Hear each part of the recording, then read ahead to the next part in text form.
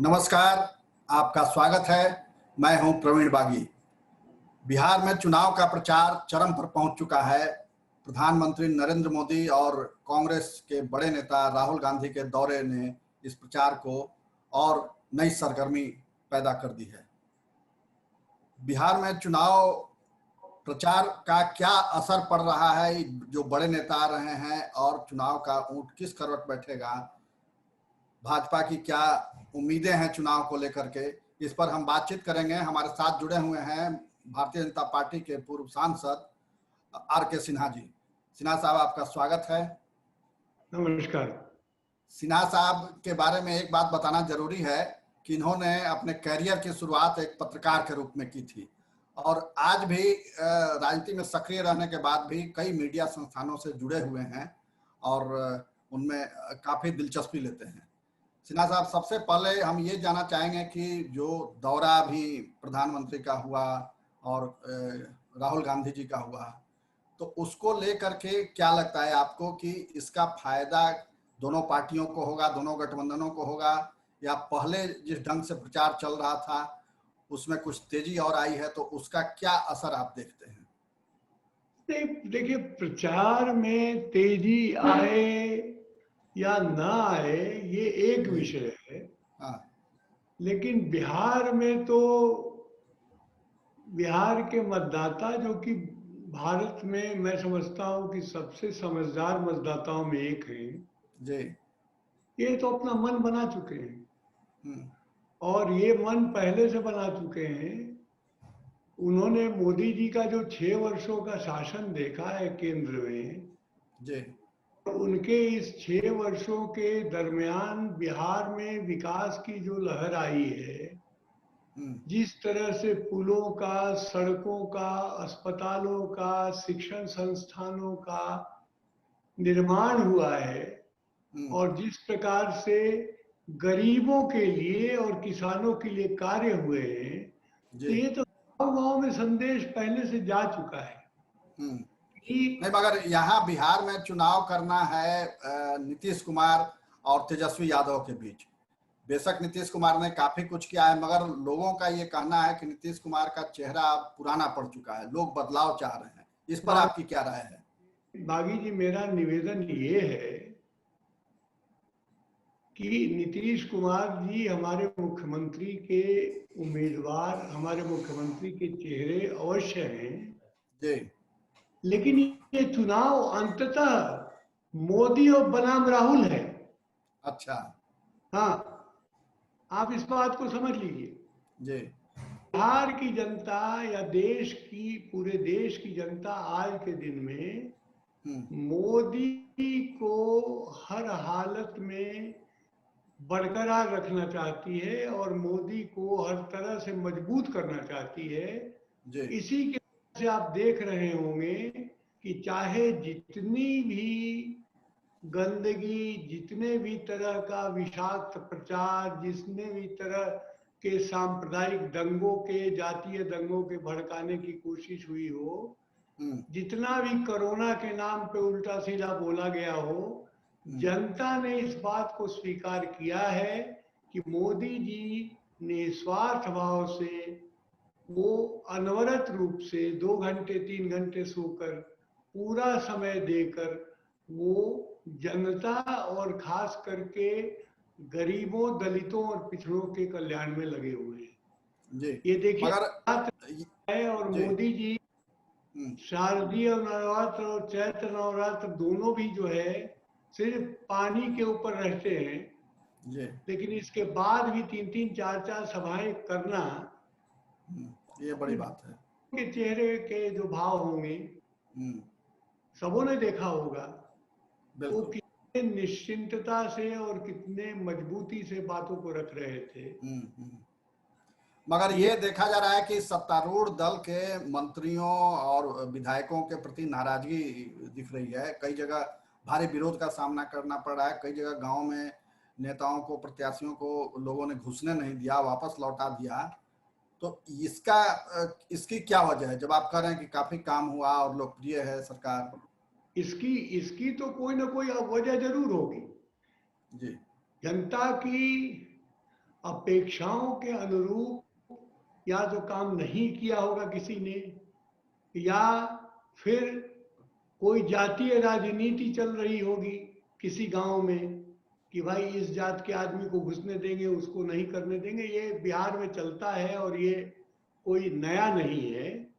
लेकिन मैं कह रहा हूं कि इन चीजों का अंततः प्रभाव चुनाव के रिजल्ट पे नहीं आएगा। अब लोग कह रहे हैं कि साहब वो तेजस्वी के मीटिंग में भीड़ बहुत हो रही है। उस भीड़ को हुड़दंग कहेंगे आप, भीड़ हो रही है, मैं मानता हूं, लेकिन उससे कम भीड़ तो चिराग पासवान के सभा में भी नहीं हो रही है। तो उसका मतलब क्या है? नया चेहरा कोई जब आ रहा है तो उसको देखने के लिए लोग आते हैं, सुनने के लिए लोग आते हैं, समझना चाहते हैं। लेकिन वो ये देख रहे हैं कि कौन किस तरह से लोगों के साथ बिहेव कर रहा है, कौन अपनी सामाजिक दूरी बना के है, कौन सा 2 गज की दूरी और मास्क का पालन कर रहा है। यहाँ पर तो लोग तिरंगा झंडा का जो मास्क लगा रहे हैं बना हुआ, उसी के ऊपर चढ़ के भाषण देना चालू कर दे रहे हैं। अब इतना अगर किसी को तरीका नहीं है, ये नहीं समझते हैं कि जहाँ राष्ट्रीय ध्वज फहरता है वो पवित्र स्थान है, वो भी मंदिर मस्जिद के जैसा ही है। उस मर्यादा का पालन होना चाहिए। ये गलत चीज है। ये चिराग पासवान को लेकर के बड़ा कंफ्यूजन है। हालांकि एनडीए के नेताओं ने स्पष्ट किया है, मगर अभी भी कंफ्यूजन बरकरार है। और प्रधानमंत्री जी ने कल अपने दौरे में उनके पिता रामविलास पासवान का तो नाम लिया, मगर चिराग पासवान का नाम नहीं लिया। या नरेंद्र मोदी जी से कहीं कोई विवाद नहीं है। चिराग पासवान जी आहत इस बात से हैं कि नीतीश कुमार जी ने उनके पिताजी को अंतिम समय में, तो चिराग पासवान पर आप बता रहे थे कि कोई सिर्फ नीतीश से उनकी नाराजगी है, एनडीए से नाराजगी नहीं है। नहीं, एनडीए से कोई नाराजगी नहीं है। मैं आपको बता रहा हूं, रामविलास जी राज्यसभा में चुनकर गए तो वो तबीयत उनकी ठीक नहीं थी जी। तो मंत्री होने के नाते उनको फ्रंट सीट पे बैठना पड़ता था। यानी हमारे राज्यसभा के वेल में उनको नीचे उतर के जाके पहले ही सीट पे बैठना पड़ता था जी। तो वो दिक्कत होती थी नीचे उतरने में और चढ़ने में। तो वो मेरे बगल में आके बैठने लगे और पूरा बजट सत्र वो मेरे ही बगल में बैठे। अच्छा। हाँ, और हमसे भी उनके बहुत प्रेम भाव थे। और वो 1969 में जब पहली बार चुनकर आए थे तो संयुक्त सोशलिस्ट पार्टी के अच्छे युवा नेताओं में उनकी पहचान थी। और मैं बिहार नहीं, मगर ये चिराग की जो नाराजगी है उसका क्या असर पड़ेगा बिहार में चुनाव पर? देखिए, उसका तो क्या असर पड़ेगा ये तो रिजल्ट ही बताएगा। लेकिन दलितों का और रामविलास जी से सहानुभूति रखने वाले लोगों का तो अवश्य ही उनकी नाराजगी झेलनी पड़ सकती है। जी। तो अब प्रथम चरण का चुनाव 28 अक्टूबर को होना है, कुछ ही दिन बाकी है। आपको क्या लगता है कि चुनाव में ऊंट किस करवट बैठेगा? क्योंकि तेजस्वी यादव ने जो 10 लाख लोगों को, युवाओं को रोजगार देने का वादा किया है, वो एक बड़ा एजेंडा बन रहा है चुनाव में। वो दे ही नहीं सकते, पैसा कहाँ है जी। वो दे ही नहीं सकते। इस बात को समझिए, एक सरकारी नौकरी का मासिक खर्च जो है लगभग, एक बिल्कुल सामान्य स्तर का बता रहा हूं, 1 लाख रुपए महीने है। साल का 10 या 12 लाख रुपया रखें तो 10 लाख लोगों के लिए 12 लाख रुपया साल का जुटा पाएंगे? कहां से जुटा पाएंगे?